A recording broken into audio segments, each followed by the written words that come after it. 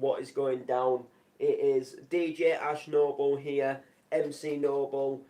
Welcome back to another stream. Today I am talking to you guys about my next official book and just announcing to you where I'm going to be going and where I'm going to be playing.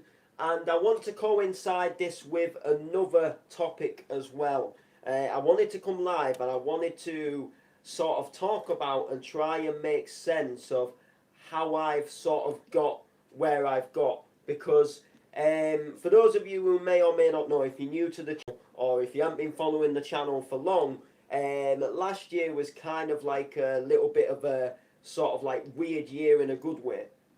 And I sort of like had a really sort of good music year, and I got like quite a lot of bookings, and I was getting about quite a lot, and I just sort of I don't want to say blow up, like I didn't go viral, and I don't make this stream to like try and rub in and be big headed, but I've done quite well for myself. I've been involved in quite a few good events, Bounce to Your Drop and DNA, and I've warmed up for some headliners and stuff like that, and it's been a bit of a blast. But I wanted to sort of take this stream as well to sort of sit back and sort of think, well, how did it get from where it initially all started for me to where it is now?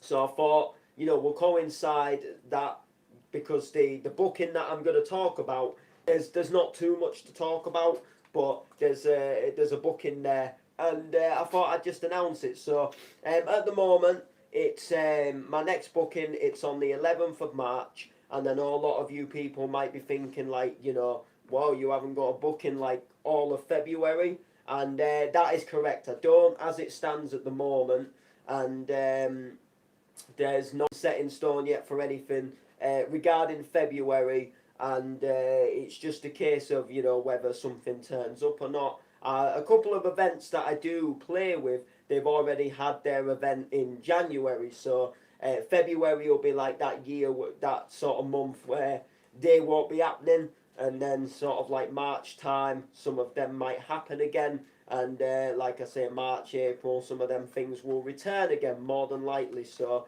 it's just that sort of getting back into the swing of things after the Christmas and New Year. I've done 2 amazing bookings with the DNA Hard and the Stomping Third Birthday. They were both absolutely amazing events, and it's just waiting for what comes next. So officially next up for me is the Corevibez birthday bash. Now this was actually not supposed to be until April, but sadly there was a little bit of stuff going on behind the scenes that made them sort of initially have a choice in sort of either pushing the date forward or pushing the date back, and they didn't really want to push the date back, so they brought the date forward, and it came to the 11th of March. Now the weekend surrounding the 11th of March has been a really stressful weekend for me, and I'm glad now that it's all kind of sorted, but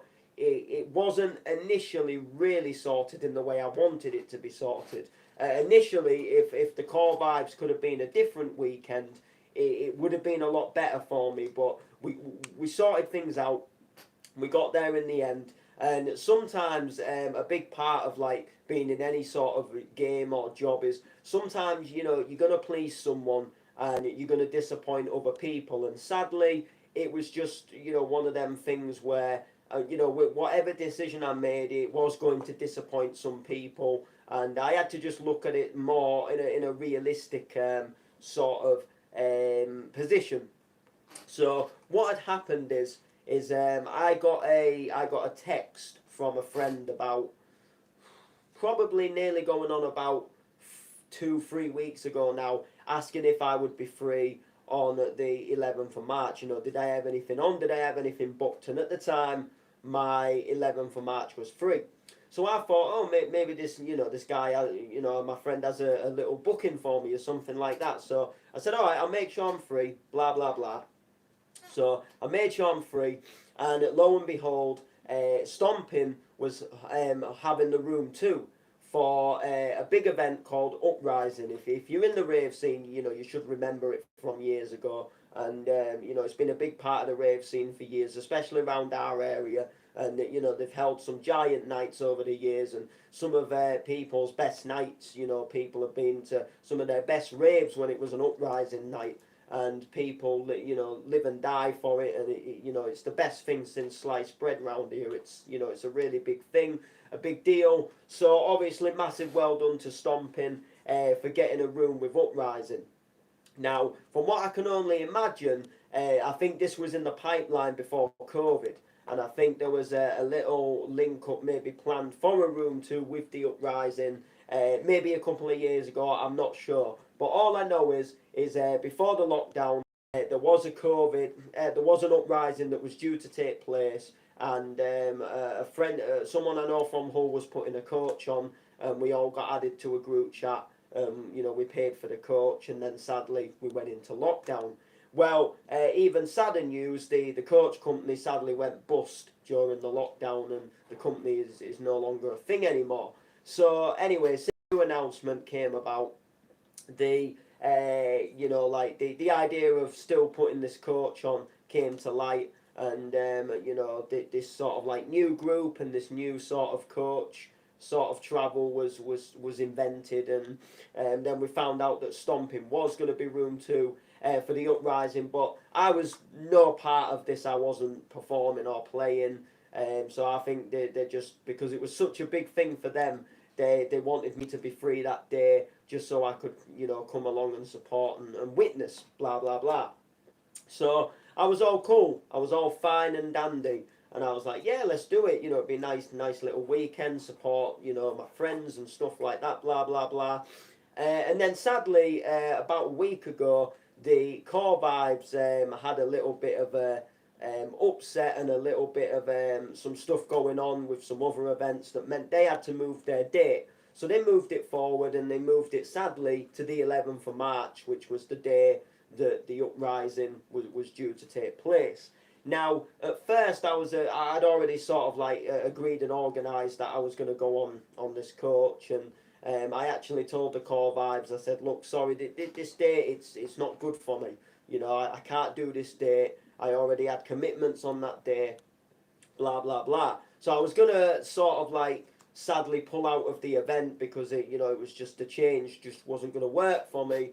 And then the more I thought about it, I was a little disappointed because I really wanted to go down there and meet some new people. And then I think it was last Saturday, another event, which I can't say too much about yet, another event, they posted on their page that their next event was going to be on the 12th of March, which is the following day after the Corevibez. So with this event being this event, there's a chance that I might be playing for it again.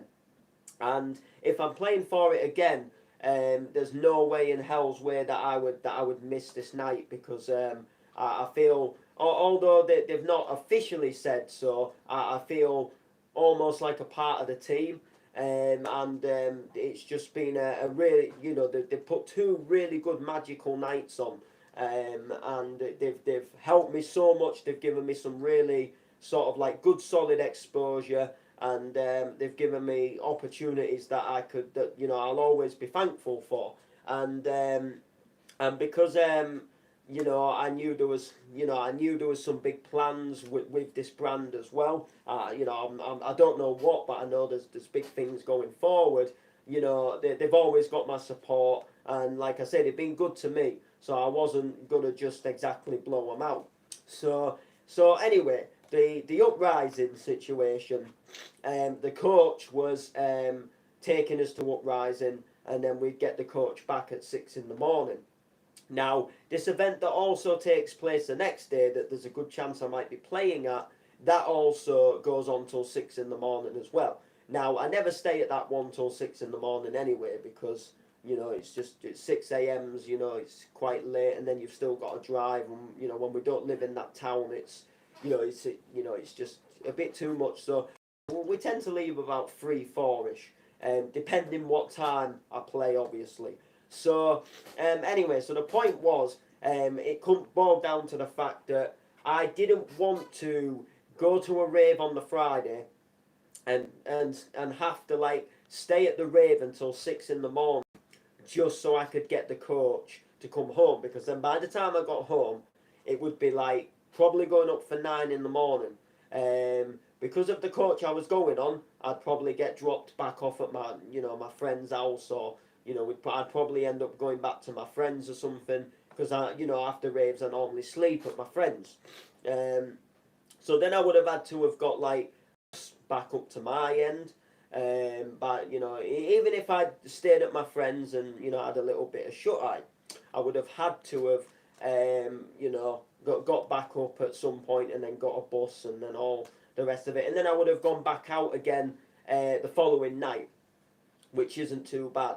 So it got me thinking, and then with the Corevibez, my good friend Lee, he's going to do the photographs, and he's going to photographer and promote the event as well. So with him doing that, it meant that he didn't have to. We don't have to stay till the end of the night. So we can go to this event. I can do what I need to do. We can chill for a bit, and then when we're ready to come back home, it means that we can drive back home, and then at least that way I might get in for like maybe, I don't know, 4, 5 o'clock, or maybe 3, 4 o'clock, which is a big difference to getting a coach at 6 in the morning, driving back to Hull on the coach, and then going to bed. At least it gives me a little bit more time to sort of like rest up and just sort of like have a bit of a chill out before I go back at it again. And also my friends on radio and stuff as well. So it just made a bit more sense. And then I also looked at it logically. The Uprising I wasn't playing, so why sort of in some sense would I turn down an actual like booking myself where I'm booked and I'm performing to go to the Uprising. So obviously I want to state in the stream that there's nothing against Uprising, and I'm obviously over the moon that Stomping have got the room too. And if there was any other way, I would have gone there and supported. I'm not some guy who doesn't support. I like to support a little bit of everything. And I was obviously buzzing for going, but it's just all these different things seem to crop up on that same weekend, and because I get booked for them and I end up playing for them, and they benefit me as well because I get paid for them and stuff like that. It made no sense why you would like turn down 2 bookings just to go to a rave and be a raver in the crowd. Like, and I love being a raver in the crowd. It's just there's certain things like that just sort of took the priority over that. But nevertheless, never been said, I hope that the Uprising crew and the Stomping crew and whoever else is involved, I hope they have a belting night. I hope everything goes well for them. And any videos that gets posted or pictures, I'll be sure to share them. And I'll support and share the flyer. It's just sadly I couldn't make it. It just turned out that there was just a couple of things in the way stopping me from being able to make it, and in the end I sadly had to say I can't make it. But hopefully there will be like other times and opportunities to do other things like that going forward. So anyway, what's making me miss Uprising? What I can tell you is the Corevibez. So the Corevibez, they're throwing a birthday bash. The Corevibez, the brand itself is turning 5 years old, and last year, sort of mid towards late last year, they made me a resident of their brand. So that means I can go live on their Facebook page, and I will get booked for various events by the Corevibez, and that includes me either DJing, MCing, so that sort of thing. So they're hosting a thing for the 5 years of the Corevibez. So they've been running for 5 years as a brand. They've been putting little small events on and doing a few little things for 5 years.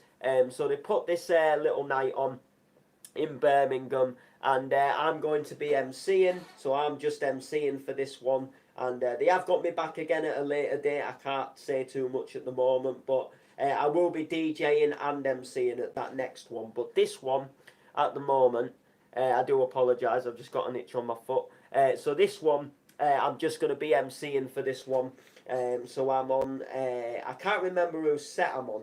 I'm on a couple of good sets. Trust me. I do know that for sure.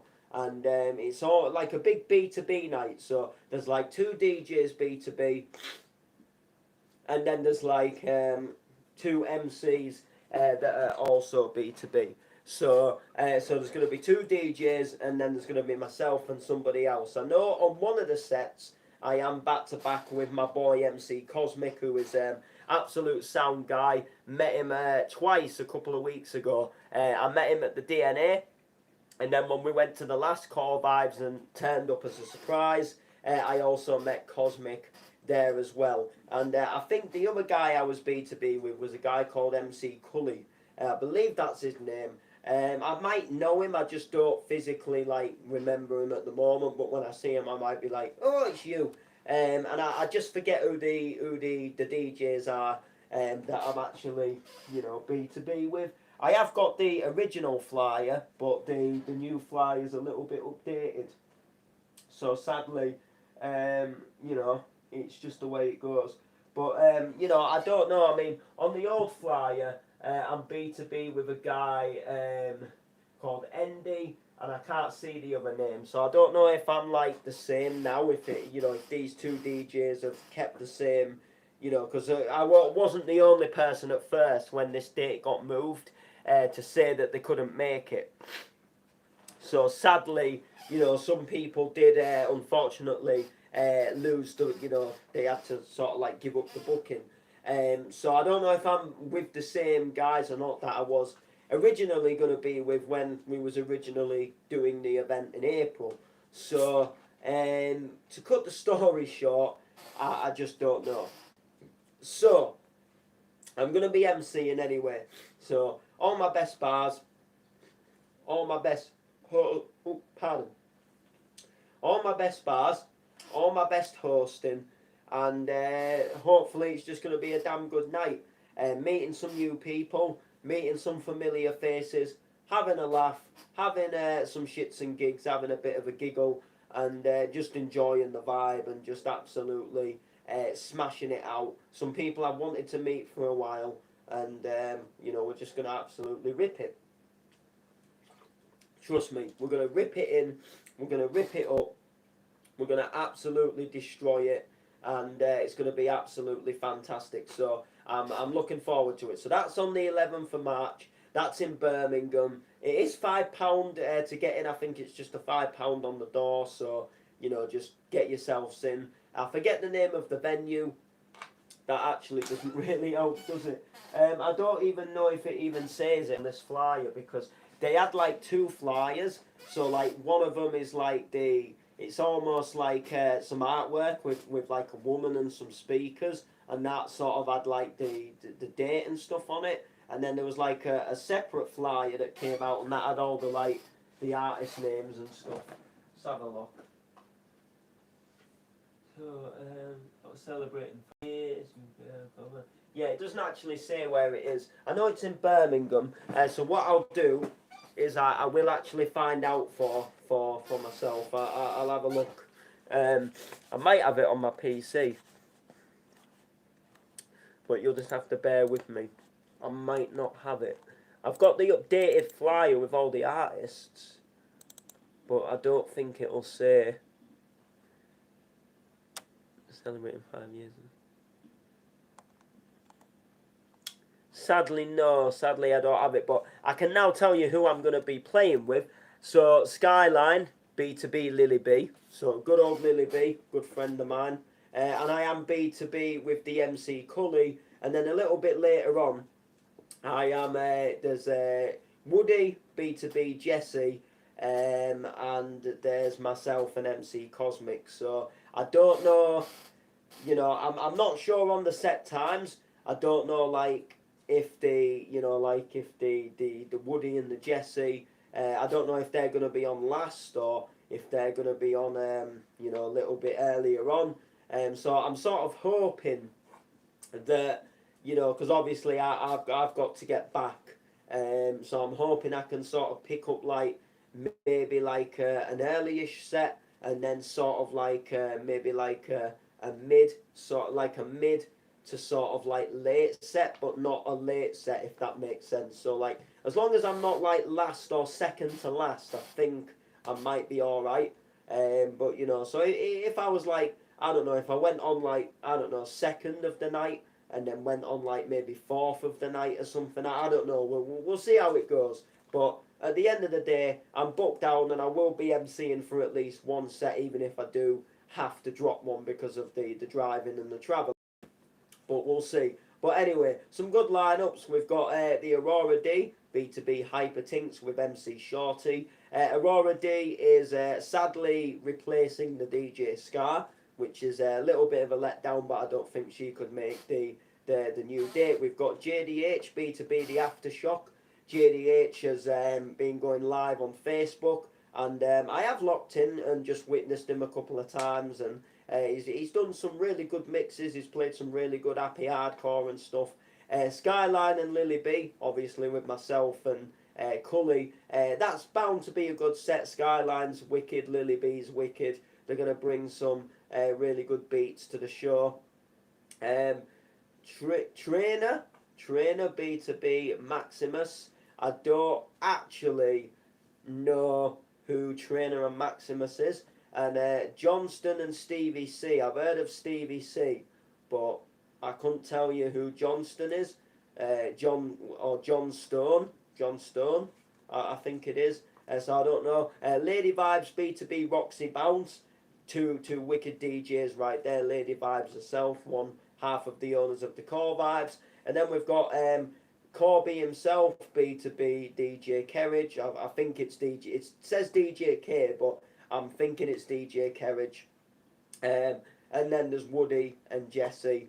I think I know who Jesse is, and I've heard of Woody, but I don't physically know them. They're just names that I think I might have heard of, if that sort of makes sense. So that's all happening on the 11th of March, and I'm looking forward to it. It's going to be exciting, but like if everything goes to plan and I get booked and stuff the following day for what I think I might be getting booked for, it's going to be like a really good weekend music wise. It's just going to be one of them like really sort of good sort of stroke big weekends where it's just full of music, it's full of travelling, it's full of having a laugh, it's full of being absolutely knackered and shattered as well. But I think it's going to be absolutely wicked. So there we go. Anyway, so that is enough about the booking and the gig. I wanted to explain it, but there we go. Just bear with me before we do go to the next part. I could do with a tissue, but I don't think I've got one. I thought I might have had one. Right, literally, bear with me, and I will be back. We are live and direct, but I will be back.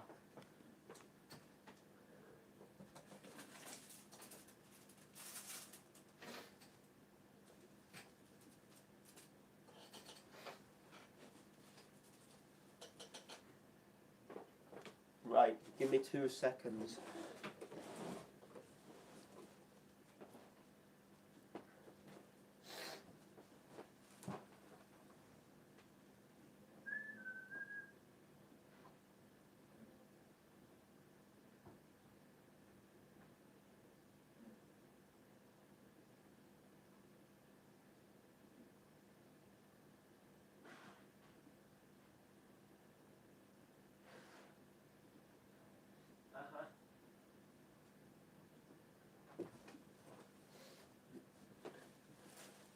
Okay, people, we are back.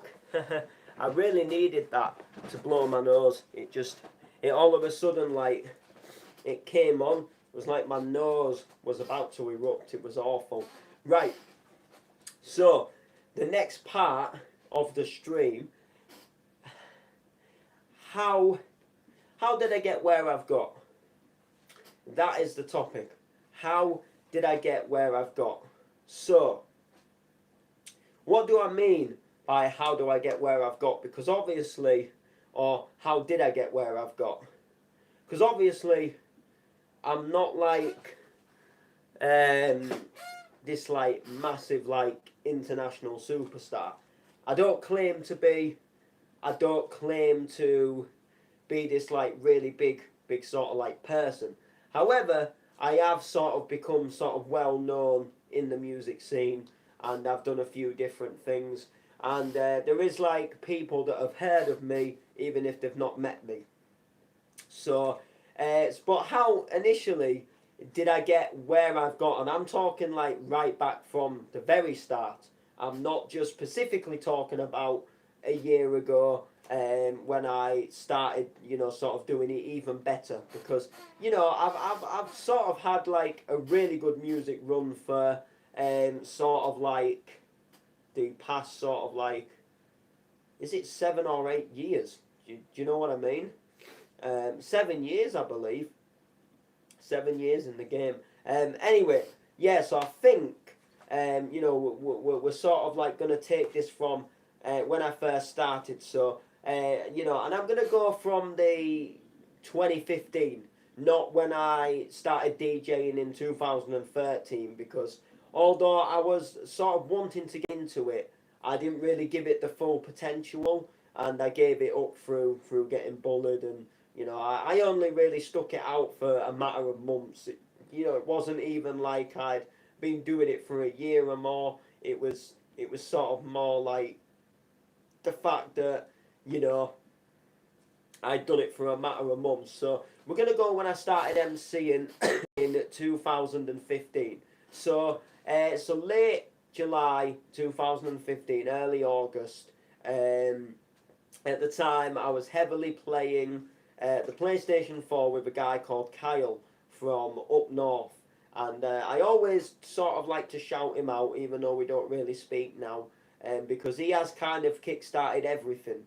And if it really wasn't for what he sort of like suggested I should do back then, I would have never have really been doing any of this now, unless someone else had suggested it later down the line. But anyway, I was heavily playing PlayStation, and he was listening to a guy called MC Pat Flynn. You should all know him. He went like pretty viral over the web, and he was sort of like became like massive in the teen disco scene, and doing like bookings and spitting all his bars, and even like nowadays like chavs on the estate, like teenage chavs will walk round with Bluetooth speakers like blasting Pat Flynn and Bad Boy Chiller Crew. So I always sort of like rate them sort of down to that same level. So like Pat Flynn, the Bad Boy Chiller Crew, they get blasted along with like all that sort of like trap and drill and stuff like that. Back in the day, for me,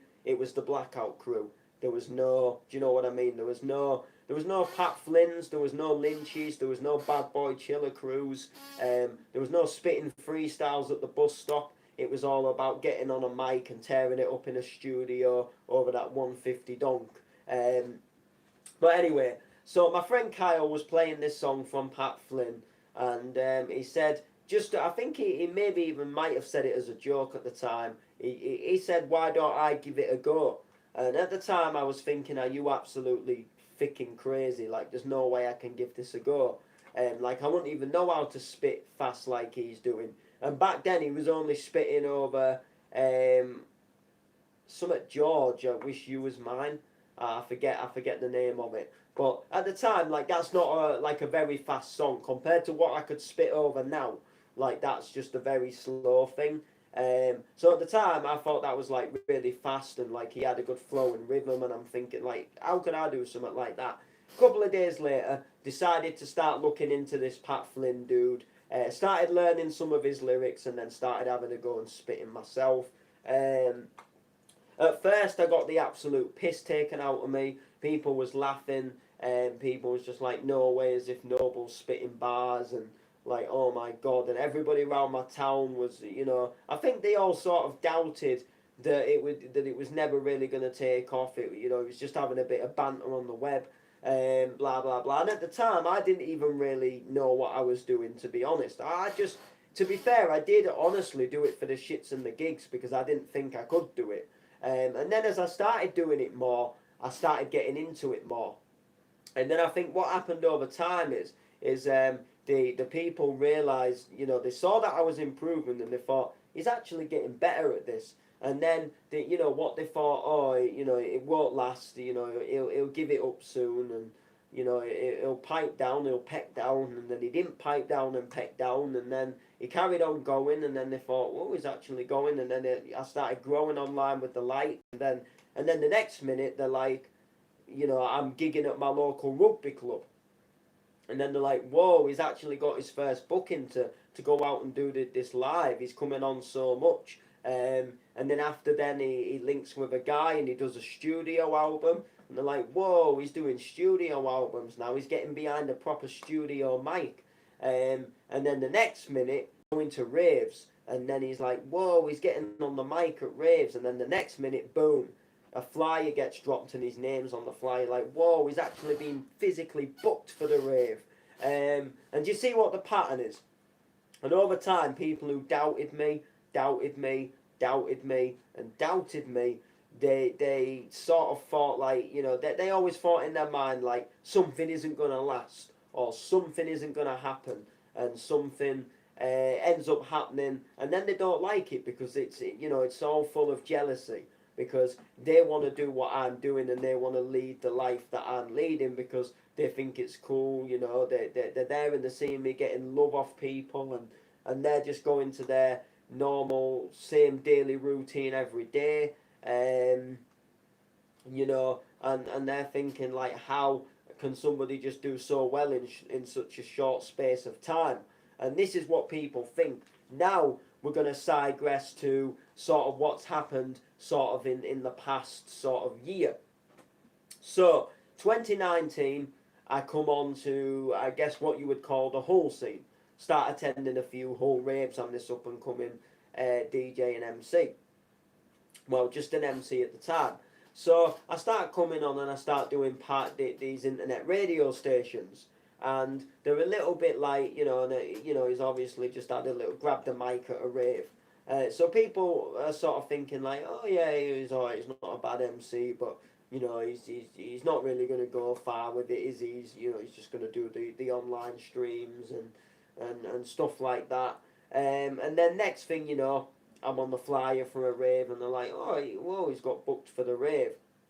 And then obviously, I start doing even more. Well, I start progressing even more, and I'm smashing a lot of views in online, and they're thinking, whoa, this guy's blowing up. And then, obviously, late 2019, I wanted to get back into the DJing.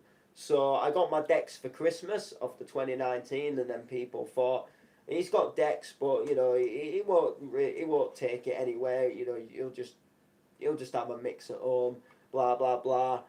All this, that, and the other. And then 2020, obviously the lockdown came in, so nothing really happened to surprise him. Got sort of involved with a few pages, but nothing that was going to make people sort of like get shocked over it really.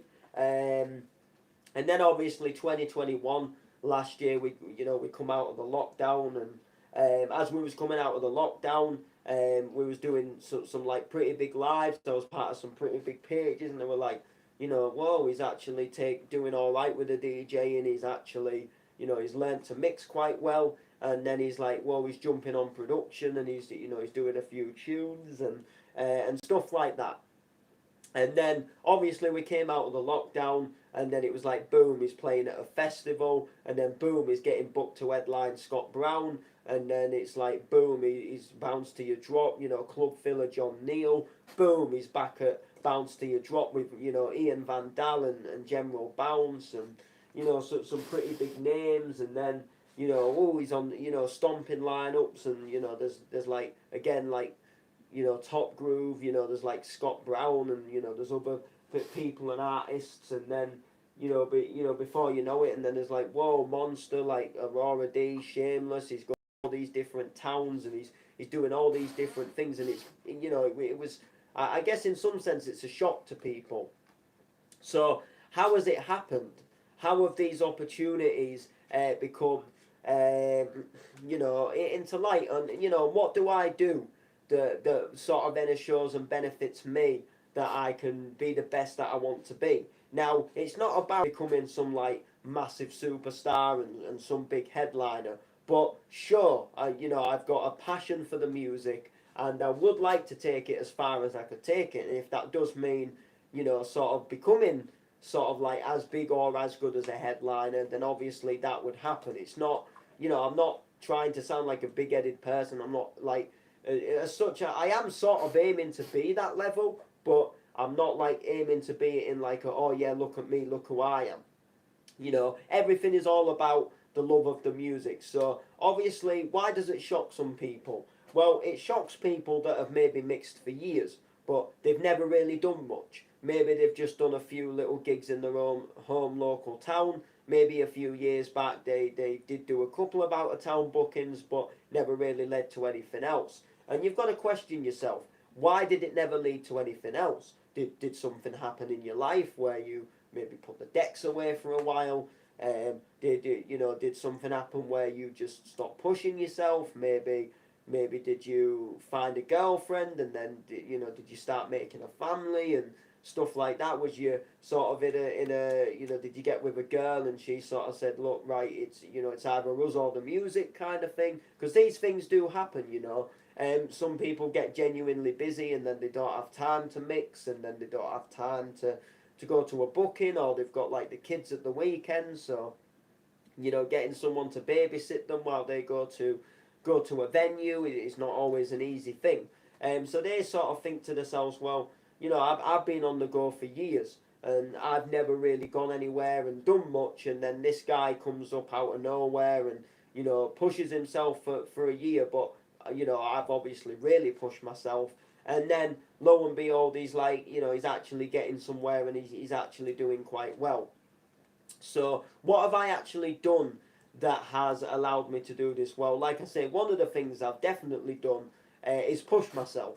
And when I say push myself, I do everything that I can really do to ensure that I'm getting myself out there, if I'm wanting to. So, for example, I'm recording mixes and putting them online. I'm going live through Facebook pages and showcasing my music. I'm sharing myself. I'm almost, if you like, I'm advertising myself. So when people go online, they'll see a guy called DJ Ash Noble, and I'm also building up a portfolio of what I've previously done. So it's all right saying you played somewhere years ago, but if you've not got the proof that you've done it, like even just as little as a flyer, it's just a memory. Do you know what I mean? It's just a memory to you. Whereas the thing about me is, and I know, like, obviously we live in the modern day now, a lot of people photograph and film events, and it's easier, a lot of images get put up online. So it is easier to sort of like prove to yourself that you were somewhere, whereas saying, I played so and so in '97, when there was no such thing as Facebook, and, when the only photos you'd get at a rave is maybe from a camera that you would take to the shop to get developed. Do you know what I mean? Like one of them developed cameras, Kodaks, for example. You'd take them to the shop. So I understand it in that sense, but there is people that end up like collecting or sharing from years back. So obviously, I'm pushing myself. I'm making myself relevant and regular. And another big thing that I don't do as well, and that is get involved in arguments and drama. So whatever goes down, because especially like in a lot of like the harder music scene, there's people like will have like, say, like they'll have had a dispute, like a DJ would have had a dispute with an MC, and they will talk to that MC, and if they're on the same lineup as that MC, then they probably won't do the booking, or the MC won't do the booking. And sometimes a lot of people go about things the wrong way, and it's all the he said, she said over the Facebook. And then for example, like if you're sort of like friends with that DJ and that MC, you sort of like almost get looked up upon. You know, if you're somewhere with the MC by the DJ that you're also friends with, and it can be very hard not to sort of like get dragged into the drama, and you know people will sort of want you to take their sides even though at the same time they don't want you to take sides, if that makes sense. So you know, for example, there's been two situations where I've had to sort of like really think about how I'm going to approach this and how I'm going to deal with this. And basically, two friends of mine fell out, and it was quite a biggish thing at the time. But you know, I was in the middle. Wasn't prepared to take sides, so I wanted to stay mutual friends to both of them, and you know, I wanted to be civil and get along with both of them. And both of them, but both times this has happened, it's kind of not gone to plan. But I've never like physically argued with anybody as such. I've just kind of like, you know, me personally, there was one a bit ago where a guy and a girl, that there was a couple and they parted and went separate ways, and there was a bit of this, that, and the other, and a bit of he said and she said, and I didn't know what had gone on, and I just decided that I was going to step away from the page, step away from the lives, just because I didn't want to be involved, and you know, I didn't want people sort of like dragging my name around because I was still doing lives on that page when they've sort of heard one half of a story and believed that that's the full story, and you know, how could this guy stay on that page when he's done this, that, and the other. But at the same time, I didn't want to fall out with the person who was running the page as well, because I always believe that there is two sides to a story. So I tend to try and stay out of drama and stuff like that, which is another big thing for where I think I maybe do well, because people look at me online, you know, they want to book me, and you know, I haven't fallen out with the latest MC, I've not fallen out with the latest DJ. There's not one person in the music scene for me that I wouldn't go B2B with, or I wouldn't make the set for. Well, actually, I tell a lie. There is one person that I did fall out with, but that was over something completely different, and that guy doesn't even get bookings or doesn't even play anywhere. He's just done a couple of live streams at home, and that guy really did do some bad stuff. So you know, but other than that, like, there is pretty much practically anybody in the scene that I would probably like mic for, or I'd probably like DJ while they MC for, because you know, I don't fall out with people. So when people are looking at this lineup, they aren't thinking, oh, you know, we can't put Noble with this guy, they don't get along, or we can't put Noble with her, they don't get along. So you know, we're not having to have that issue, if that makes sense. So that's like one other thing. And another thing is positivity. Now, I know a lot of people and everybody does go through things in life at certain points, you know, whether they lose somebody, or whether they break up from a partner, or, you know, maybe they lose a job, or they get laid off from work, or could be anything in general. Maybe something happened years ago and they, you know, they always have struggled to, you know, never coped with it properly. But one thing that is a really good thing, you know, if you are like a DJ and you are like wanting to get a few bookings, and you're hoping to smash out a few sets and show your love for music, if you're going online and you're like blah blah blah, you know, or you know, I feel crap today, I've had enough, I'm hanging the headphones up, I'm putting the decks away, you know, from a promoter's point of view, you know, he's wanting to sell his big night. He wants people to come in, wants people to rave and dance, and then boom, you know, he can't put someone on his lineup that he isn't even sure is going to turn up, because you know they're not feeling it that week. So obviously, what I do on Facebook is I tend to keep things on Facebook like, you know, positive only. So I'm having a laugh, I'm having banter, I'm always smiling, I'm always sharing, and I'm always almost like, it's not a lie, but it's almost like I'm making out that I'm living this good life that maybe I'm not necessarily always living. But at the end of the day, if I start babbling on about everything on Facebook, and you know, this, that, and the other, and you know, and just sort of like, oh, this happened, and I fell out with so and so, and he said and she said, for every little thing that went on, event promoters aren't going to like that. Whereas to see this guy who's positive, to see this guy who maybe, doesn't turn to Facebook and, blabber everything on for sympathy when something does go wrong.